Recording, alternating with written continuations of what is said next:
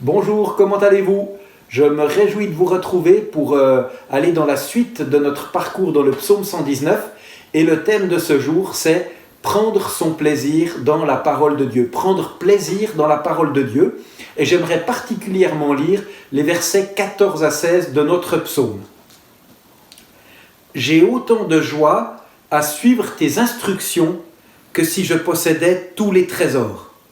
Je médite tes décrets, j'ai tes sentiers sous les yeux, je fais mes délices de tes prescriptions, je n'oublie pas ta parole. C'est quand même incroyable ce que le psalmiste arrive à dire. J'ai autant de joie à suivre tes instructions que si je possédais tous les trésors. C'est vraiment la joie totale du psalmiste de pouvoir être au contact de la parole de Dieu et de pouvoir la vivre. Prendre plaisir dans la parole, ce n'est pas seulement la lire, ce n'est pas seulement se mettre à son écoute, mais selon le psalmiste, c'est la suivre, c'est la pratiquer. Ça rejoint les paroles de Jésus qui nous invitent à non seulement écouter la parole de Dieu, mais à la pratiquer. On se souvient de cette parole où Jésus dit « Celui qui écoute la parole, mais qui ne la met pas en pratique, est comme le fou qui a construit sa maison sur le sable. » Celui qui prend plaisir dans la parole, c'est par exemple celui qui aurait tendance à être égoïste et qui se met à l'écoute de la parole à pratiquer la générosité. Je pense que vous l'avez tous expérimenté une fois ou l'autre. Il y avait peut-être un bien, une somme d'argent que vous souhaitiez garder pour vous, que vous aviez peur de perdre, et puis une situation a touché votre cœur, peut-être celle des chrétiens persécutés ou d'autres choses, et vous avez fait un don qui vous a coûté. Quelle joie dans le cœur! Ça coûte au début, mais ensuite il y a un vrai plaisir à avoir pratiqué la parole. Comme autre exemple, on peut penser à ces moments où nous avons des luttes intérieures.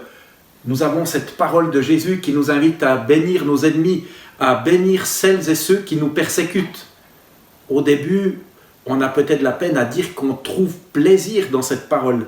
Mais pour celles et ceux d'entre nous qui ont pu la pratiquer, nous voyons à quel point ensuite il y a une nouvelle liberté dans notre cœur, une nouvelle joie, une nouvelle dimension de la vie de l'Esprit Saint qui peut se manifester. Trouver du plaisir dans la parole, dans son écoute et dans sa mise en pratique ne nous est pas forcément tout de suite naturel. C'est un peu comme dans la vie de tous les jours. Il y a des choses qui ne nous demandent pas beaucoup d'efforts. Comme par exemple pour moi, de manger cette bouteille de coca. Petit plaisir immédiat, pas très bon pour la santé, mais elles sont d'autant meilleures que c'est ma femme qui me les a offertes avec amour. Ou alors, sans prendre les bouteilles de coca,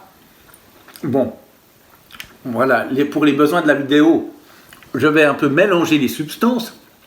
On connaît aussi le pouvoir addictif de la cacahuète, enfin surtout du sel autour de la cacahuète. Il n'y a pas à dire, ça donne envie d'y revenir. Même si avec la bouteille de coca, c'est pas terrible. Et puis, on pourrait encore citer ce chocolat offert pour mon anniversaire d'un grand chocolatier suisse. Bon, je suis désolé si vous êtes en confinement et que vous n'avez pas pu faire vos courses ces derniers jours. Je sais, c'est un petit peu sadique ce que je suis en train de faire. Je vous donne l'adresse si vous me posez la question plus tard. Donc, il y a des plaisirs rapides, des plaisirs immédiats, des plaisirs qu'on peut saisir à pleine main sans avoir trop besoin de réfléchir. Maintenant, vous avez vu, ces plaisirs dont je me suis saisi, ils m'apportent une satisfaction immédiate. Mais en fait, si j'en abuse, ils vont être un vrai danger pour ma vie. Ce ne sont pas ces éléments-là qui vont être le plus propices à ce que je sois en bonne santé. Il y a d'autres choses, comme par exemple découvert récemment dans une émission de télévision, les baies de goji. Franchement, quand j'ai entendu parler de ces baies, je me suis dit, c'est quoi cette bêtise? Les baies de goji, en fait, c'est recommandé pour les gens qui ont tendance à trop grignoter entre les repas. Et ça permet d'avoir un petit truc à grignoter, bon pour la santé. Et puis, en même temps, de n'avoir aucune conséquence sur son organisme. Voilà. Franchement, c'est pas mauvais, c'est même bon. Mais c'est pas vers ça que je me porte naturellement. Et des fois, prendre plaisir dans la parole de Dieu, au début, c'est un peu comme ça. On sait qu'elle est bonne pour nous, on sait que ça va être une chose utile et joyeuse que de vraiment pouvoir en profiter, mais en même temps, on n'y est pas porté le plus naturellement du monde. On est des fois plus porté naturellement en direction de Netflix, en direction de certains bons bouquins, pas mauvais en soi, plutôt que de nous tourner vers les Écritures. C'est pour ça que j'aimerais vous encourager à ne pas vous décourager. Si jusqu'à ce jour, vous tournez vers la parole de Dieu, ne vous est pas naturel, ou en tout cas vous n'est pas aussi naturel que de vous tourner vers des cacahuètes ou du chocolat. Se tourner vers la parole de Dieu peut coûter un peu au début. Ça demande le temps de se mettre à part, de faire silence, de se mettre à l'écoute et d'entrer dedans.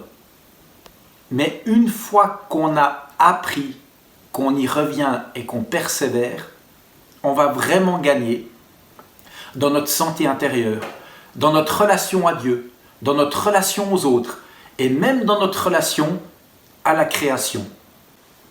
Prendre plaisir dans la parole de Dieu change notre mentalité, change notre manière de voir les circonstances de nos vies, change notre manière de voir les relations.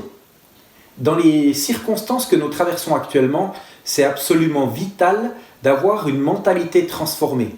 Nous avons évidemment la période de confinement dans laquelle nous sommes, mais il y aura aussi très certainement les conséquences économiques qui vont changer pas mal de choses dans notre société, en tout cas pour les mois et les 1 ou 2 années à venir.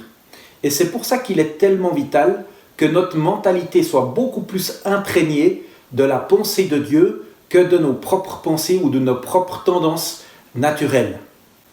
S'attacher à la parole de Dieu n'aura pas de conséquences directement sur nos circonstances.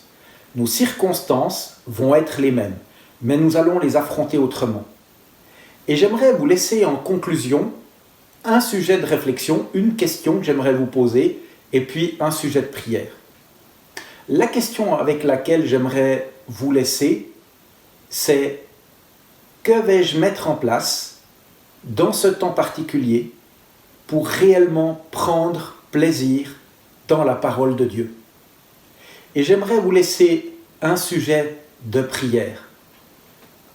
Seigneur, apprends-moi à m'attacher à ta parole. Je vous laisse décliner ce sujet de prière avec vos propres mots, avec vos propres interrogations et aussi avec vos propres convictions.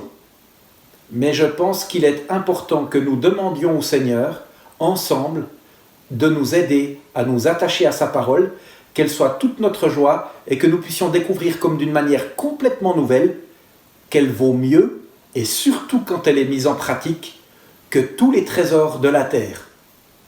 À bientôt.